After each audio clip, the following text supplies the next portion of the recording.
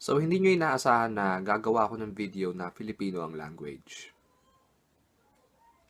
Oh well. Sa totoo lang, marami akong idea para sa mga videos. Lahat nakalista dito sa iPhone na ginagamit ko na pang video. Siguro mga 3-4 na sila. Pero feeling ko ito muna ang dapat kong unahin kasi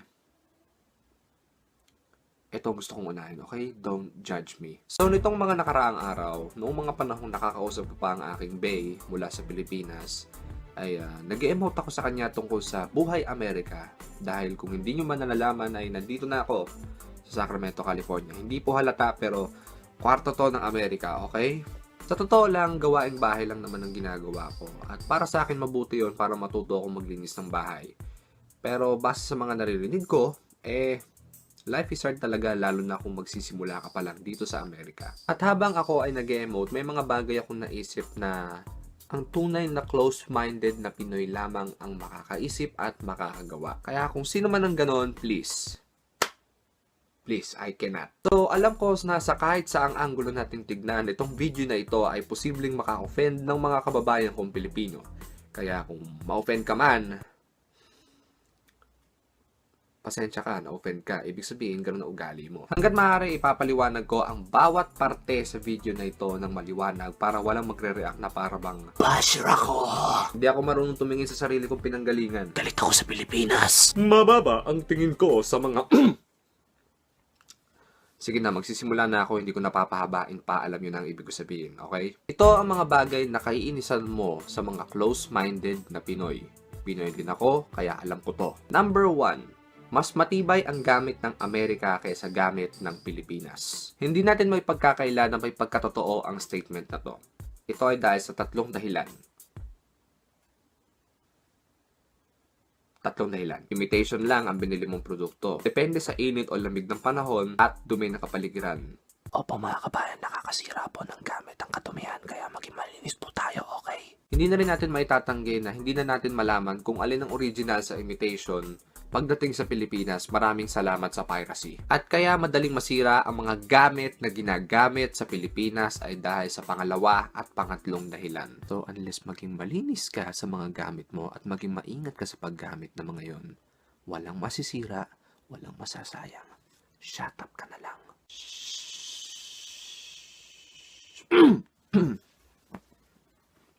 Wala akong kailyo. Ito yung parteng nakakabwisit sa Pinoy. Ito yung parteng nakakainis sa mga close-minded na Pinoy. For example, Galing tong Pilipinas. Hindi ko to aalagaan kasi galing tong Pilipinas. Madali tong masira. Galing naman tong Amerika. Hindi to madaling masira kaya aalagaan ko to. Ang galing, di ba?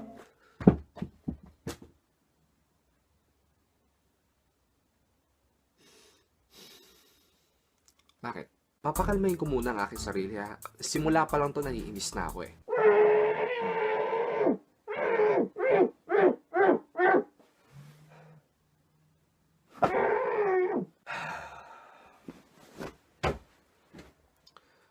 Okay na. Meron kang 4 na bagay na titignan sa binili mo o nakuha mong produkto. Regardless kung saan mo nakuha at regardless kung saan nanggaling. Saang lugar to ginawa para malaman mo kung original o imitation lang. Detalye ng produkto. Konting research pre ha para sa dekalidad ng produktong gusto mo. Saang lugar mo binili. Obserbahan mo kung paano nila alagaan ang produkto nila. At pang-4, kung saan mo yon gagamitin. Formal ba? Casual? Sports? Pang-exercise?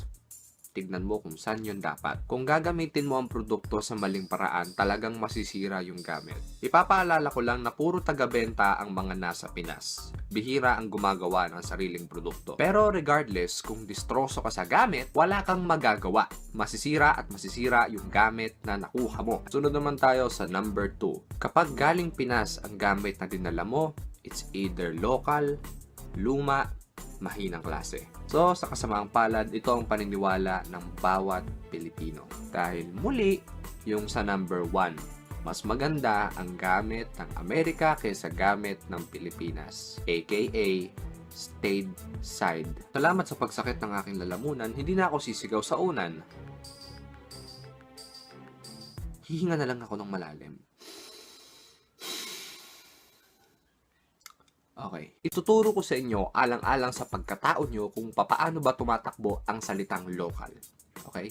Salitang local. Ang salitang local ay ginagamit kapag ang buyer ay residente malapit sa nasabing bilihan. Sa madaling salita, kung Philippine citizen ako at bumili ako ng produkto sa Pilipinas, ang tawag dito, local. Ngayon, punta naman tayo sa mga gamit na nakuha mo sa balikbayan box. O kung mayaman ka, umorder ka ng gamit sa Amerika, Japan, Iraq, sang lupalop man ng mundo, doon po papasok ang salitang stateside. Ngayon, kung Pilipino ka at nakatira ka dito sa Amerika, ibig sabihin, Pinoy na American citizen, anuman ang bilin mo dito sa Amerika is considered local. Okay? Nabubuli na yung sapatos sa akin. Dahil ang gamit na binili mo ay tatagal, muli depende sa paggamit mo. Kung distroso ka, masisira. Hindi yan kung saan binili, hindi yan sa kung saan nanggaling. Kaya ibig sabihin, kung nadala mo ang gamit na yan dito sa Amerika, may tatlong dahilan. Practical ka at ayaw mo munang bumili ng damit Amerika, nasusuot pa naman, maganda pa naman, kahit luma, may sentimental value ang dinala mong gamit dito sa Amerika. Alam nyo, sa totoo lang, 50% o halos lahat ng damit na dinala ko dito sa Amerika, merong sentimental value sa akin. Hindi ko sila mabitawan. Yung mga damit na binitawan ko at iniwan ko sa Pilipinas ay binigay ko sa mga taong alam kong mapagkakatiwalaan ko. So, ito lang mga kabayan ha. May gamit ka, nagagamit mo pa, dali mo dito, less gastos ka pa. Sunod, number 3. Ito naman kabila. Number 3. Mas maganda ang Amerikana kesa sa Pinay. Talaga?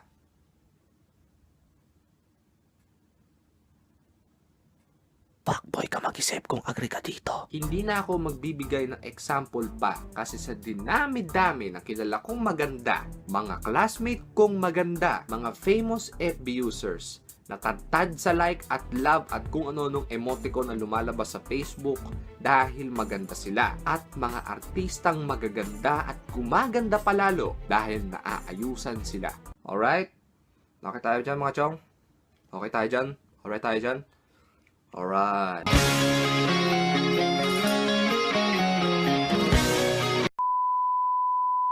Sunod, number 4. Mga close-minded na Pinoy na paulit-ulit sa kung ano ang hindi maganda sa Pilipinas. Naku, ang dumi-dumi naman sa Pilipinas kaya ayoko umuwi kasi baka magkasakit pa ako. Naku, dami huwag na ako dun. Bago nga ako umalis dun, nalakawan pa ako ng isang para sa sapatos eh. Hindi pa kinuha yung kalahati. Ang daming patayan doon sa Pilipinas ha. Baka mahagip pa ako ng bala. Dito muna ako sa Amerika ha. Ayoko muna doon. Ha? Kung ayaw mong bumalik sa lugar na pinanggalingan mo, edi wag. Walang pumipilit sa'yo. Oo, normal na sabihin natin yung mga bagay na binanggit ko kanina. Problema lang, merong mga Pinoy na inuulit-ulit yon. Please lang, wag nyo nang ulit-ulitin. Nakakabwisit na kayo. Madumi sa Pilipinas. Magpresenta kang maglinis kaysa paulit-ulit mo sinasabi na madumi ang Pilipinas. Eto, walis oh. Eto, walis oh. Ayan oh. Buo pa yan na gamitin mo. Makatulong ka pa. Maraming magnanakaw. Eh di umiwas ka. Kung nilapitan ka na magnanakaw, eh di bugbugin mo. Hindi ka ba marunong mag-defend ng sarili mo? Actually, pwedeng isagot doon oo. Saka isa pang bagay, presidente na po si Duterte, kaya kumalma na po kayo, mababawasan na po ang krimen sa Pilipinas. Saka bakit ka matatakot na mapatay? May kasalanan ka ba? Nagbenta ka ba ng droga? Kung oo, edi shing! At ang pinakauli ay ang number 5 dahil pagkatapos ng 4 ay number 5. Okay? Huwag tang. Mas maganda daw mag-asawa ng Amerikana kaysa ng Pinay kasi maraming pera o maganda. Sabihin na natin nagtatrabaho ako ng mga panahon yun, okay? May trabaho ka ba? Oo. May trabaho ba siya? Oo. Dollar ba kinikita mo? Oo. Dollar ba kinikita niya? Oo. O ba't ako magpapakasal sa kanya? Kasi maganda siya? Bakit? Maganda naman mga babae sa Pilipinas ah. Kaso mababa sahod nila. Sumasahod sila. Oo. O di ganun din. Pero ito yung seryosong paliwanag. Walang kaso sa akin kung mag-asawa kayo ng iba sa lahi nyo dahil mahal nyo ang isa't isa. Wala rin kaso sa akin kung mag-asawa kayo para makaabot lang sa ibang bansa. 2016 na, wala akong pakialam. May mga taong nauna nang gawin ito. Yung iba umunlad, yung iba naghirap. Regardless sa kung ano ang dahilan kung bakit sila nagpakasal. Nasa desisyon ng bawat tao kung ano ang gagawin nila. At sila rin ang magdadala ng resulta ng desisyong ginawa nila. Ang sa akin lang, wala lang talaga kasi akong interes sa Amerikana at alam yan ng karamihan na kilala ko sa Pilipinas. Wala akong interes sa Amerikana kasi wala akong interes. Sa ibang bagay kasi nakatuon ng isip ko ngayon. Kagaya ng paano ko ba tutulungan ng magulang ko na makabangon dito sa Amerika?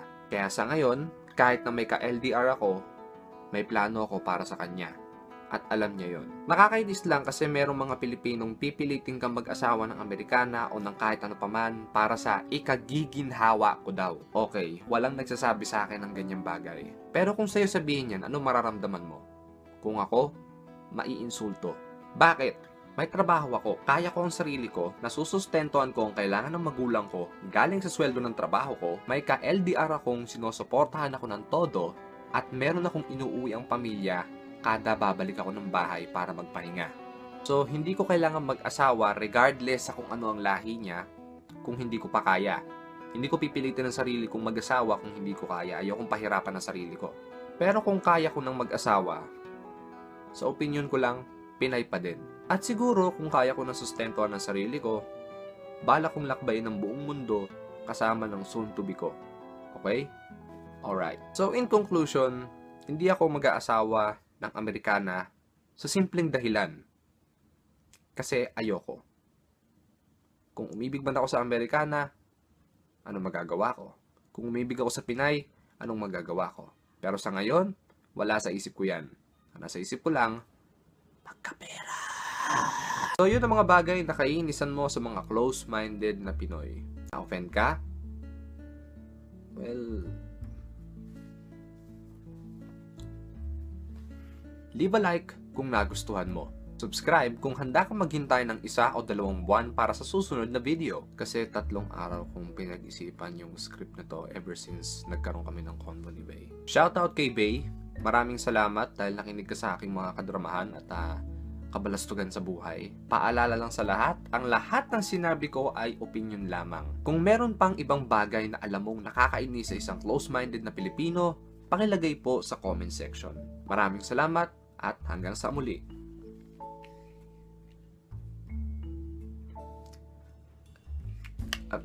Manonood pa kasi ako ng mga video sa YouTube.